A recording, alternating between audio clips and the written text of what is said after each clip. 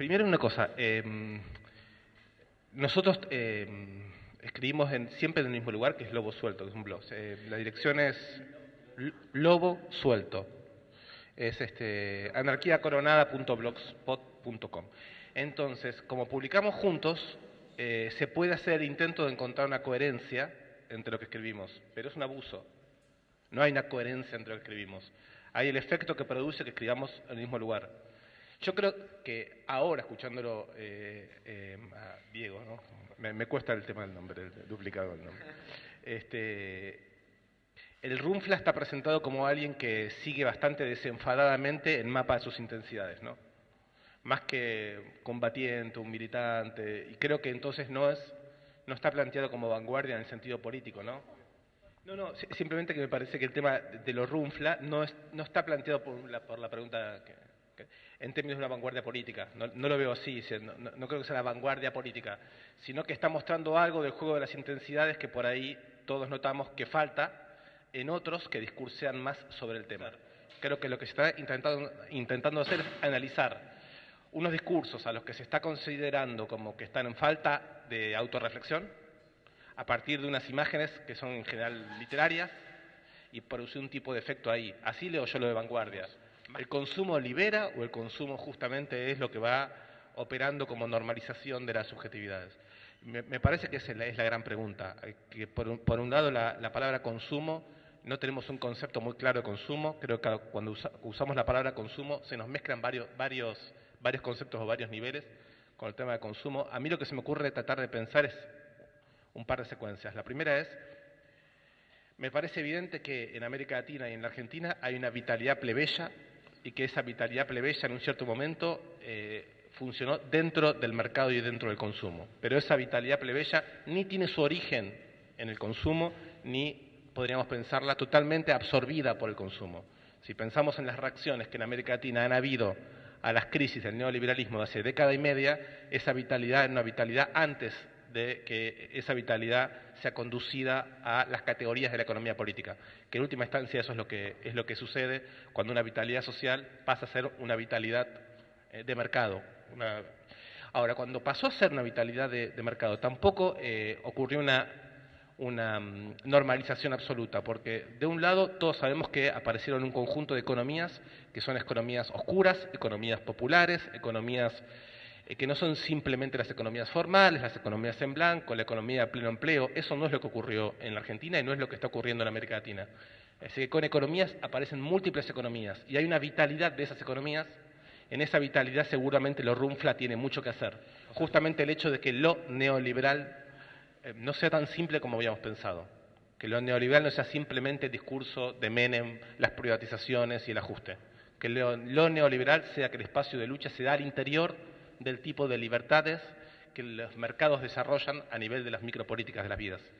Pienso que está esta tensión o esta ambivalencia, en donde sí están ocurriendo lecturas muy conservadoras de lo que significa esta vitalidad popular, y están habiendo espacios de resistencia que no están pasando por las militancias mayoritariamente, y que tiene una fuerza, que tiene una vitalidad que nosotros, me parece, todavía no sabemos pensar, o no sabemos bien cómo imaginar formas políticas a la altura de lo que esas vitalidades traen. Eso, en cuanto a la fiesta, me parece que se trabaja o se mulea diariamente o se subsiste para la fiesta. No hay otro motivo. La subsistencia cotidiana no tiene sentido si no hay fiesta. Cumpleaños de 15, bautismo, terminan mamados en un bautismo y se cagan a tiro. Hay una cuestión ahí muy...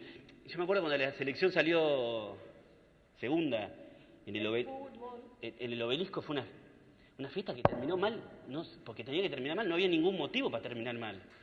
Y yo me acuerdo cómo enfrentaban a la infantería de una manera que para los militantes de revolución tenían que aprender cómo se paraban frente a la infantería, los cagaban a balas de goma y estaban ahí... No, me parece que ese es un ejemplo de cómo el runflerío vive la fiesta. O sea, y al otro día, bueno, a laburar, o sea, ¿no? Y comentaremos, che, saliste en la tele, che, me cagué a piedrazo.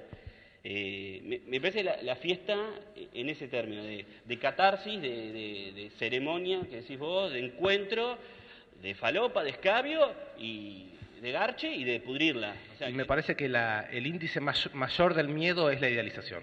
O sea, creo, la idealización.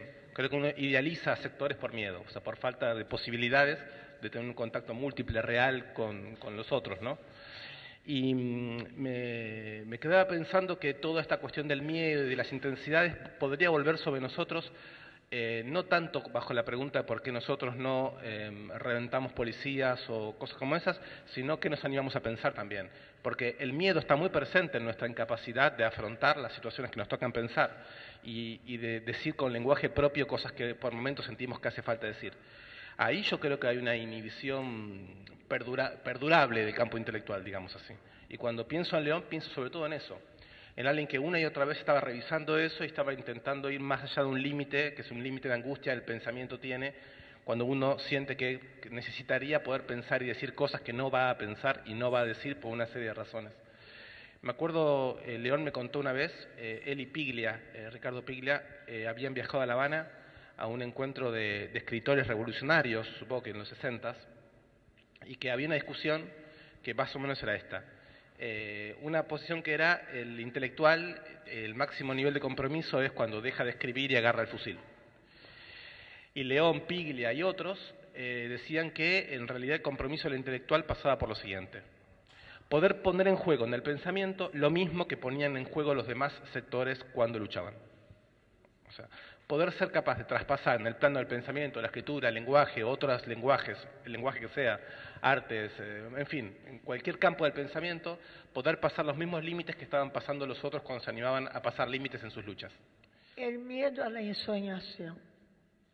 O dónde poner la ensoñación, que es casi el título del libro. ¿Dónde ubicamos esa ensoñación? Y si nosotros estamos limitados por miedo a desarrollar ese pensamiento. Y cuando nosotros decimos el neoliberalismo es un horror, no trae ningún beneficio, es un desastre, es una dictadura, que hemos caído en eso, es mucho lo que estamos despreciando de la información que nosotros tenemos, de lo que sí funciona para nosotros y de lo que funciona para millones de personas. Es decir, no lo sabemos pensar, mucho menos lo sabemos desafiar, ¿no? Entonces, ahí me parece que el miedo también es el miedo a ponerse en juego un poco, ¿no? Y por ahí es buena la pregunta en el sentido de qué tipo de espacios son los que hoy nos permiten reflexionar sobre eso. Bueno, este es uno.